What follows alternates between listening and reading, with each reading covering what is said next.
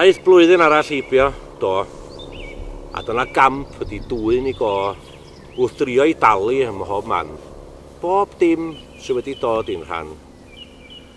Mi gofiwch un peth mae hynny'n siŵr, cyhoedd i allynydd yn rhe glyn dŵr, o dan hael a lleia dyw, bod y fro Gymraeg am fyw. Yn Awst, bydd protestio reit i wala, yn erbyn y Sais yn Summerfield bala. A Richard Ifas, fel Jack y Do, yn mynd i istar ben to. Y mis Medi, mi aeth hogia uned diogelwch ffyrdd a thrafnidiaeth cymuned. I gair a 441 prawn, am fod honno yn lôn berig iawn. Wedyn yn Ionawr y flwyddyn hon, fel gwaith celfyddydol yn Nyffryn Con, mi lapiwyd coedan mewn papur lliw cymuned, ac mi aeth na griw o gymunedwyr i orffan y gwaith, efo dal dy dir a tai gwaith iaith. A'i wneud o'n ddel iawn ar fy llw, ond cultural vandals oeddan nhw. Hefyd yn Ionawr y flwyddyn hon, cychwynnwyd gornest newydd sbon, rhwng y 4 tŷ tafarn Cymreicia sy, y Fic, y Twnti, y Ring a'r Plu. Yn Twnti'r Afon, Rhyd y Clafdu, Llun, y cynhaliwyd y lol botas gynta un.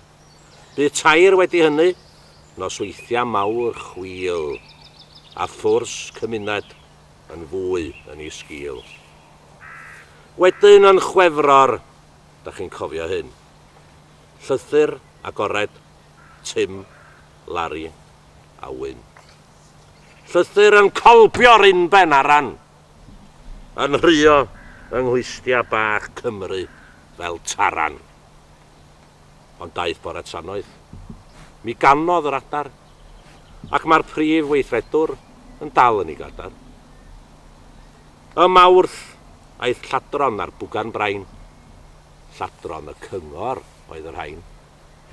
A hefyd daeth Gwyddelod i Bwllheli a dweud mewn Gwyddeleg, daliwch ati. Yn Ebrill, daeth y Gog ac yn ei sgil, daeth y Gwenoliaid fesul fil. Croeso i'r heini, ar ôl y gwylia, mae'r Gog arwennol yn mynd adre. Y Mai, bydd gwaith ar fap y fro, ond mae isio lot mwy o waith arno fo. Ar aelodaeth, Myn Dewi Sant, yn 1,800 o gannoedd a hanner cant. Siawns ar ffasiwn fyddin yn bod, na ddaliwn ni'n tir yn y flwyddyn sy'n dod. Diolch.